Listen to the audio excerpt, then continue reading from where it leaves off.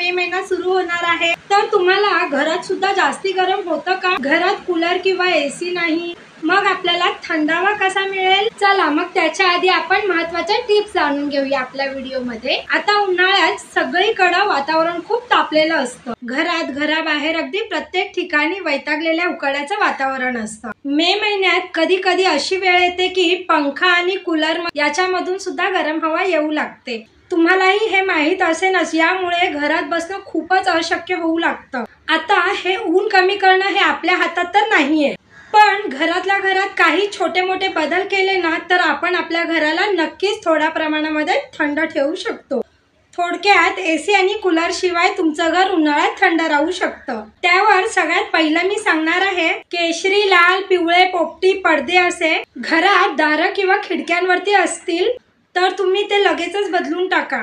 त्याऐवजी sky blue, baby pink असे शांत कलर निवडा आणि पेस्टल कलर्स निवडा। उन्हाळ्यात कॉटनच्या पडद्यांचा नक्की वापर करा। आता दुसरा आहे, पडद्यांप्रमाणेच उशांचा कलर आणि बेडशीट यांच्यातही बदल करायला हवाय।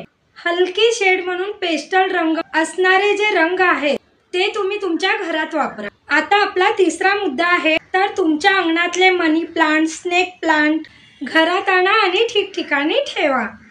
तसेच या सोबतच इंडोर प्लांटही खरेदी करा आणि ते घरातल्या कोपऱ्यात, खिडक्यात तसेच वेगवेगळ्या ठिकाणी कोपऱ्यांमध्ये सजवून ठेवा।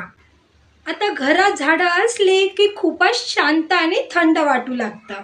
तसेच चौथा आहे, आता उन्हाळ्यात तुम्ही जर टेबल फॅनचा वापर करत असाल ना तर त्याच्या समोर त्याच्या उंचीवर पाण्याने भरलेलं एक पसरट भांड ठेवा। या भांड्यात तुम्ही वारंवार बर्फाचे तुकडे टाकू शकता। तर आता त्याने काय होईल, तर आता पंख्याची हवा एकदमच थंड येऊ लागते।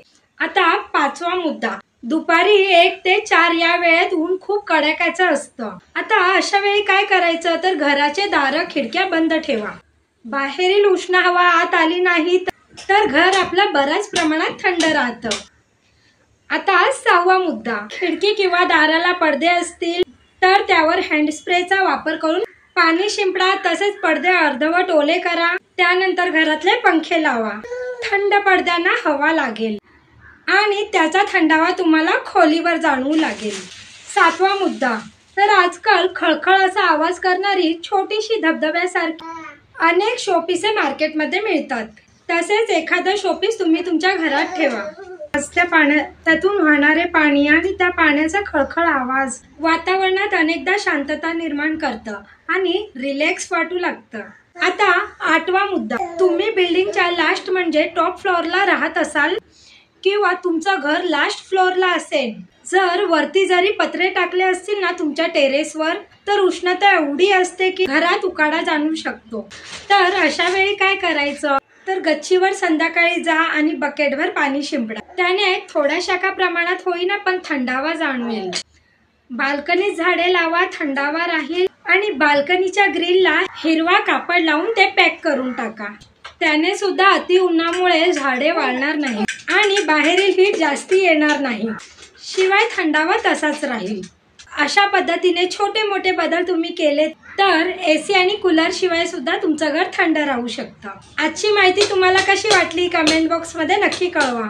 अजून काही विषय सुचवा ज्याने तुम्हाला माहिती जाणून घ्यायला आवडेल। इझी लाईफ विथ श्वेताच्या चॅनेलला लाईक करा, सबस्क्राईब करा। उन्हाळ्यात चेहऱ्याची टॅनिंग कशी घालवायची तेही मी व्हिडिओ काढलेला आहे, तुम्ही ते माझ्या व्हिडिओज मध्ये पाहू शकता। मी लिंक टाकलेली आहे डिस्क्रिप्शन बॉक्स मध्ये। तसेच पाहत राहा easy life with Shweta. Thank you.